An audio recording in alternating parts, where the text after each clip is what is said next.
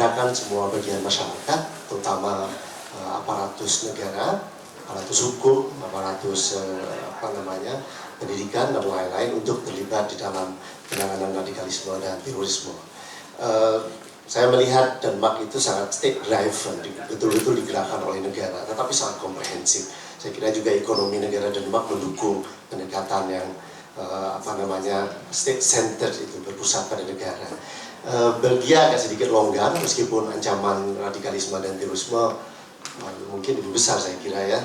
Kasus Molenbeek dan kasus serangan teror tahun lalu dan tahun ini mengingatkan kita semua tentang ancaman nyata yang dihadapi masyarakat Belgia. Tapi masyarakat Belgia agak sedikit longgar menghadapi itu karena sadar dengan perspektif human rights yang harus mereka tetap perhatikan di dalam upaya menangani radikalisme dan terorisme. Inggris ya agak sama dengan Belgia, juga masih sedikit longgar.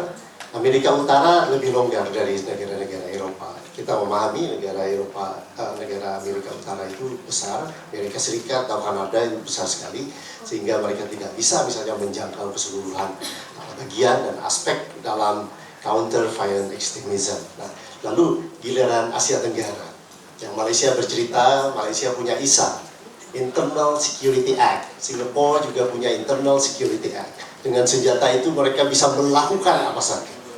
Preemptive strike itu sudah menjadi masalah yang serangan sebelum diserang itu lebih baik diambil daripada kerusakan terjadi karena terorisme meledak misalnya begitu. Jadi Malaysia, Singapura tidak ragu-ragu untuk menghantam segala macam potensi teror yang terjadi di negaranya dengan senjata Internal Security Act. Tetapi bagaimana dengan Indonesia? Saya bercerita tentang Indonesia.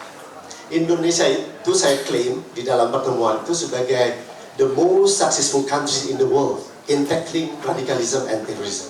Negara yang paling sukses di dunia di dalam menangani radikalisme dan terorisme. Mereka akan semua bertanya bagaimana ceritanya Indonesia bisa menjadi negara yang paling sukses dalam menangani radikalisme dan terorisme. Di dunia ini ada satu model penanganan violent extremism. Amerika lebih suka menyebutnya violent extremism. Tapi itu maksudnya ya ada nuansa militansi, radikalisme, terorisme. Nah, biasanya modelnya itu ada 4 matra. Response, pursue, protect, and prevent. Jadi bagaimana aparatus negara itu merespon serangan teror misalnya, menangkap teroris-teroris yang terlibat di dalam satu aksi. Kemudian pursue, memburu jaringannya segala macam itu, membongkar dan seterusnya. Kemudian protect, melindungi masyarakat dari ancaman terorisme, dan prevent, mencegah teroris untuk melakukan aksi dan mencegah masyarakat biasa untuk terlibat atau terpengaruh dengan ideologi radikal dan lain-lainnya dikembangkan oleh teroris. Dan 4 matra ini menurut teorinya harus dilakukan secara berimbang. Response, pursue, protect, and prevent itu harus dilakukan secara berimbang. Negara Eropa, terutama Skandinavia tadi sangat konsisten menerapkan model ini. Nah, saya bilang Indonesia tidak punya comprehensive strategy in tackling radicalism and terrorism. Kita itu tidak pernah. Meskipun ancaman terorisme sudah mulai serius sejak tahun 2000 ya, bahkan sebelum itu ada gerakan-gerakan radikal yang bertumbuh di mana-mana, tetapi serangan teroris pertama yang dicatat oleh bangsa Indonesia pasca Soeharto itu yang skalanya cukup masif, itu terjadi pada Natal 2000. Ada beberapa gereja di seluruh Indonesia ini mendapatkan serangan secara simultan oleh kelompok-kelompok teroris yang belakangan disadari itu berafiliasi dengan Jamaah Islamiyah atau bahkan dengan Al-Qaeda dalam beberapa aspek ya.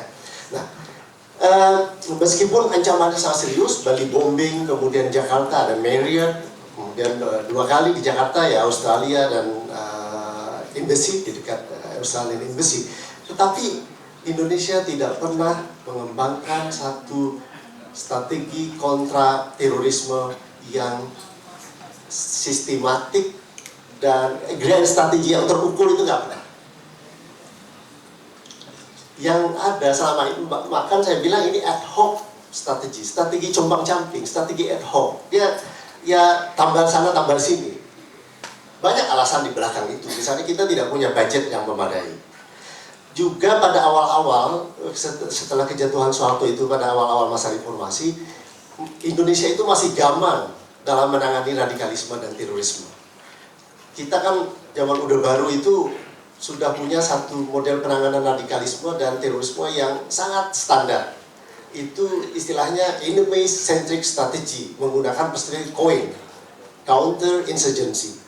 Itu kalau ada gerakan-gerakan radikal yang itu dianggap misalnya berafiliasi dengan gerakan ekstrem kanan atau kiri, kanan Islamis, kiri itu komunis, nah itu langsung dibabat oleh pemerintah. Perspektifnya neutralizing the enemy, musuh itu harus dinetralisir, habisin. Kalau perlu sampai ke akar-akarnya itu, dikurung sedemikian rupa. Ya kita tahu kemudian gerakan-gerakan yang dilakukan semasa Orde Baru itu untuk membungkam elemen-elemen masyarakat yang dianggap punya keterkaitan dengan kelompok-kelompok ekstrim, kanan, kiri, dan lain sebagainya itu. Dan pemerintah waktu itu masih punya senjata ya. Seperti ISA itu apa dulu saya? Internal Security Act Malaysia punya, tapi kita punya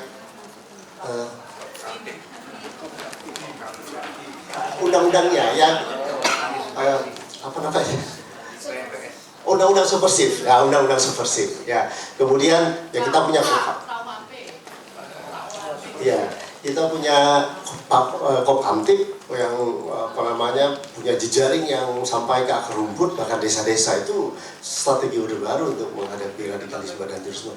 Lalu ketika rezim Soeharto jatuh digulung oleh gerakan reformasi rakyat ya, ini kan pemerintah jadi gamang, militer jadi gamang. Kalau tadi strategi neutralizing the enemy itu biasanya meletakkan tentara di front lines, di barisan paling depan. Nah, ini sudah susah dilakukan itu. Direplikasi strategi Orde Baru itu tidak bisa lagi. Karena ada kekuatan masyarakat sipil, ada akademisi, ada human rights, aktivis yang berteriak jika pemerintah mengulang kesalahan pada zaman Orde Baru itu. Akhirnya gamang.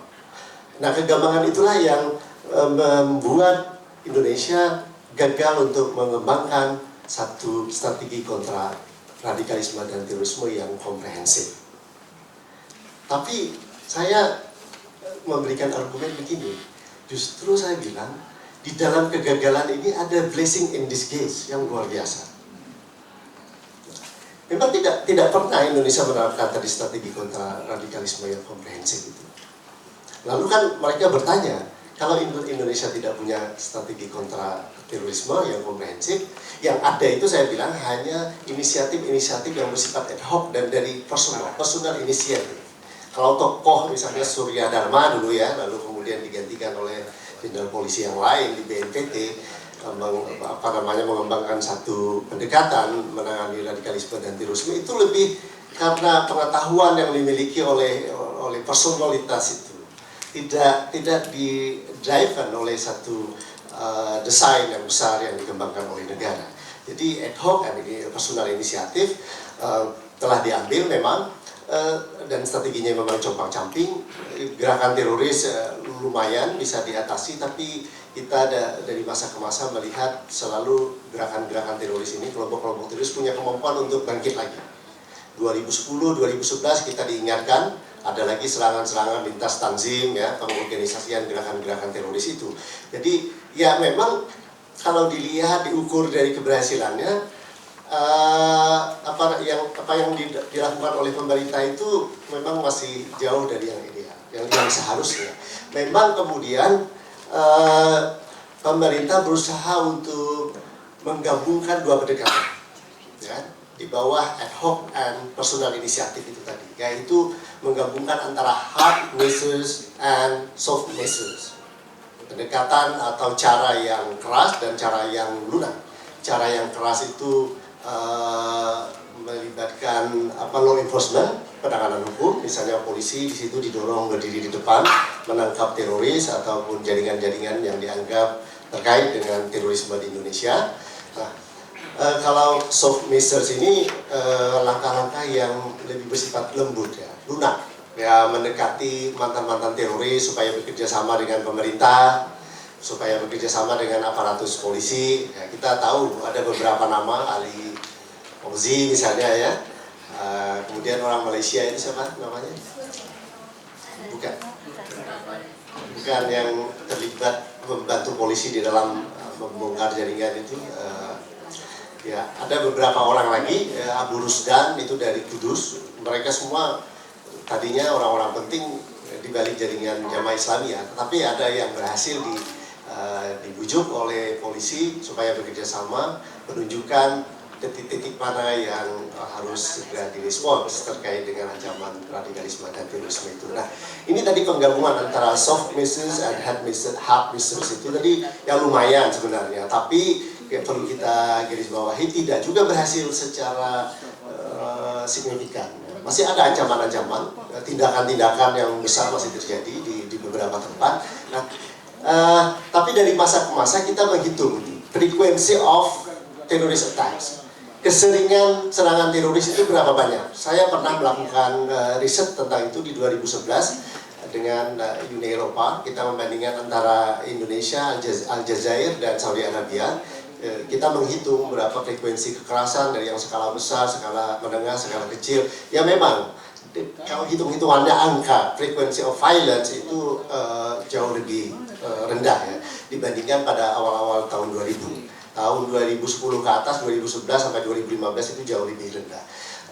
Itu kita akui sebagai bagian dari keberhasilan Indonesia. Nah, dan akhirnya memang di 2015, 16, 17 ini 16 kita bisa bangga dengan sedikitnya serangan-serangan teror itu. Di Medan ada kemarin satu serangan, tetapi ini skalanya kan cukup kecil ya. Nah, dengan data-data itu setelah saya tunjukkan, saya tadi sekali lagi berani mengklaim Indonesia adalah one of the most atau the most successful country in the world in tackling radikalisme dan terorisme. Tapi mereka bertanya-tanya, pertanyaannya apa rahasianya? Kok bisa? Strategi violent extremism yang komprehensif nggak punya, uang nggak punya. Dulu saya mewawancarai pejabat-pejabat pemerintah di Kementerian Pendidikan, di Kementerian Agama.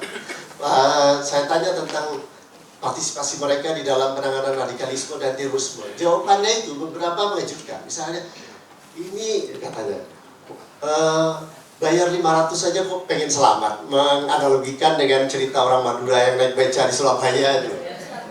Itu iya, itu keluar cerita itu, betul-betul keluar.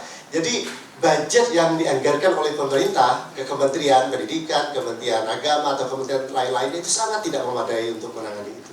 Nah, mereka bilang ya bagaimana bisa kita bergerak secara masif dan komprehensif dalam budget yang dialokasikan oleh pemerintah hanya sedikit. Mereka tunjukkan berapa dana yang tersedia untuk itu. Nah, ya, tapi tadi sekali lagi bagaimana rahasia saya tunjukkan kepada mereka. Yang pertama, tadi blessing in disguise-nya itu karena pemerintah tidak punya pola penanganan yang komprehensif, itu justru membuka ruang bagi masyarakat sipil untuk terlibat di dalam respon radikalisme dan terorisme. Jika semuanya diatur oleh pemerintah, inisiatif semua datang dari pemerintah, kita semua di bawah di akar rumput ini kan nunggu aja. Mana lagi duit dari pemerintah? Kalau nggak ada duit dari pemerintah, kita nggak ngapa-ngapain. Tapi karena pemerintah Indonesia itu nggak punya duit, nggak macam-macam lah, atau duitnya dikorupsi, saya nggak tahu juga kan. Karena nggak punya organisasi masyarakat sipil, Muslim Civil Society, Christian Civil Society, ataupun Cultural Civil Society di Indonesia itu mengambil inisiatif masing-masing. Nahdlatul Ulama dengan anggota 70 juta atau bahkan lebih menurut klaim yang mereka buat, atau Muhammadiyah mungkin sekitar 35 juta yang ada di Indonesia. Lalu yang lain-lain, saya bilang langsung mengambil inisiatif, bukan karena dorongan dari pemerintah atau desakan dari pemerintah, tetapi mereka merasa terancam. Ini kita ini kan orang Indonesia, kita menganut Islam umumnya sebagai Muslim di sini, tetapi Islam yang kita anut ini kan mereka bilang Islam rahmatan lil alamin. Islam rahmatan lil alamin itu Islam yang mengutamakan harmoni, yang mengutamakan perdamaian, yang mengutamakan keseimbangan di dalam masyarakat. Jadi ketika Islam damai ini diancam oleh kekuatan-kekuatan radikal untuk dibajak dan digiring menjadi Islam versi mereka, entah itu Wahabi, Salafi atau Islam apa saja, yang serem-serem itu, yang tidak memberi ruang untuk perbedaan dan lain sebagainya. Nah, lalu masyarakat itu tergerak untuk meresponnya dengan membuat berbagai macam inisiatif. Ya, itu Muhammadiyah, Nahdlatul Ulama Muhammadiyah cukup sistematik membuat kampanye tentang pengaruslamaan Islam as a mercy for universe, Islam rahmatan lil alamin. Lalu ada banyak kampanye lagi yang mereka lakukan tentang untuk menunjukkan bahwa Pancasila itu adalah final. Pancasila itu kalau diterapkan secara baik ya sama artinya dengan nilai-nilai dasar yang terdapat di dalam agama-agama yang berkembang di Indonesia. Kalau kita Muslim yang baik, kita terapkan Pancasila dengan baik, ya artinya kita mengamalkan ajaran Islam secara baik. Kira-kira itu beberapa aspek kampanye yang mereka lakukan, dan NU Muhammadiyah ini punya lagi organisasi-organisasi akar rumputnya yang sayap organisasinya, sayap pemuda Lakpesdam, jaringan intelektual pemuda Muhammadiyah ya, GIMM, ada CMM, macam-macam itu organisasi dibentuk, dan semuanya mencoba untuk melakukan kampanye anti radikalisme dan terorisme.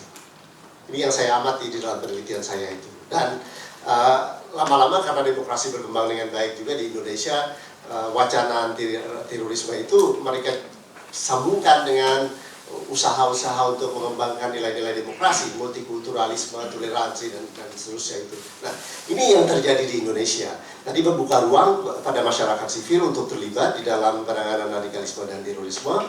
Dan yang kedua, saya bilang tadi rahasianya, karena di Indonesia itu bekerja apa yang disebut dengan mekanisme budaya dalam menangani, dalam merespon radikalisme dan terorisme. Ini batik ini termasuk dengan cultural mechanism works to counter radikalisme dan terorisme. Ini nyata sekali.